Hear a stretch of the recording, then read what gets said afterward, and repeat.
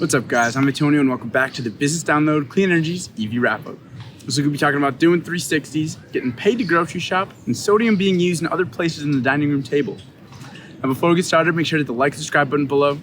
Say it's about that time. Let's get started.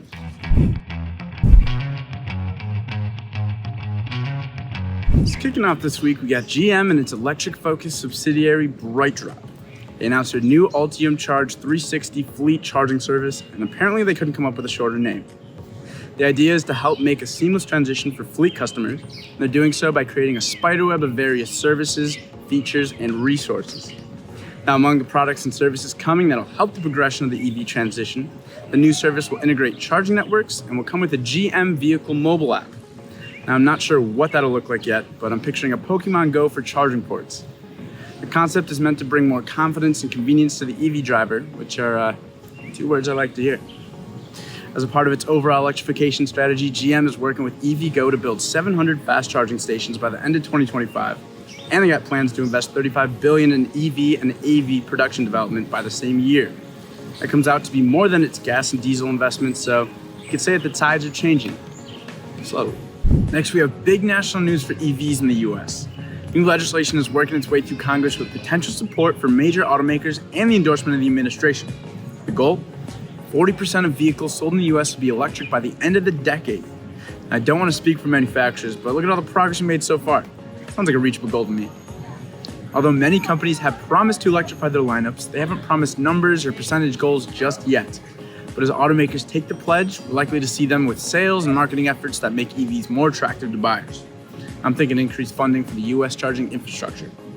And with last week's bipartisan infrastructure legislation having a lot of investment going towards EVs, the future's looking pretty electric. Big players like the United Auto Workers, General Motors, and Stellantis have stated that they haven't come to an agreement just yet, but both sides are optimistic that it'll come soon. Think about it. For a bunch of kids born today, they will take their driver's ed tests in EVs. So on the download, we've covered electric cars, trucks, vans, golf carts, trains, planes, blimps, boats, scooters, bikes. What else could there be? How about a tractor? Why not? Electric tractor developers Solectrac just debuted their E70N, and it's now available for sale. The company recently delivered the 70 horsepower diesel equivalents to 3 farms in Northern California as a part of a grant from the Bay Area's Funding Agriculture Replacement Measures for Emissions Reductions program, or just Farmer for short. The company has a goal of helping farmers find independence from the pollution, infrastructure, and price volatility associated with fossil fuels. And this beauty of a tractor is a result. These tractors are fire, and you can get your very own for $74,999. It operates for up to 8 hours and comes with a swappable second battery option for purchase if you want to run it longer. So grocery delivery is like a thing now. I know many people that partake in the new concept, but in case you don't want to pay the delivery costs, and instead get paid for your grocery retrieval, I got just the place for you. Well, kind of. You're not really getting paid in cash, but more in energy. Let me explain. Stop & Shop just partnered with Volta to provide charging for electric vehicles at no cost. The grocery store will be installing 5 new charging stations at stores in the Northeast. Now, although that might not seem like a large quantity, these stations will be among the first in the Northeast to partner with Volta, making it a huge step regionally. Now, currently, a few Volta charging stations can be found outside of Stop & Shops in New Jersey, Massachusetts, Connecticut, and Rhode Island. They plan to also launch 50 new stations across the 4 states by the end of this year.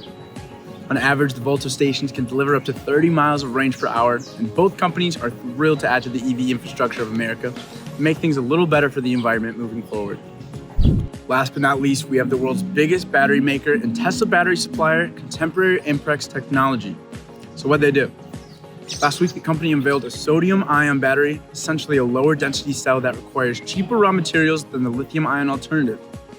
Like other cell manufacturers, the company was hit by the rising price of raw metals. The cost of lithium carbonate, which is a key part to lithium-ion batteries, has doubled since the beginning of the year. And the price of nickel is at a 5-month high. So the company was determined on finding a cost-saving solution. I mean, why wouldn't you? With sodium-ion batteries, long-time charging doesn't cause battery damage, and their chemical reaction is free of corrosivity, so there are a few advantages. There's also an abundance in sodium resources in the Earth's crust, which takes away from the mining dilemma. The mass production and industrialization of these cells are at its early stages, so it may be a few years before these can be utilized properly. But hey, progression leads to perfection. Anyway, that's all we have for you on this week's wrap-up. Make sure to comment on your favorite story. I hope you enjoyed it. We'll see you next week.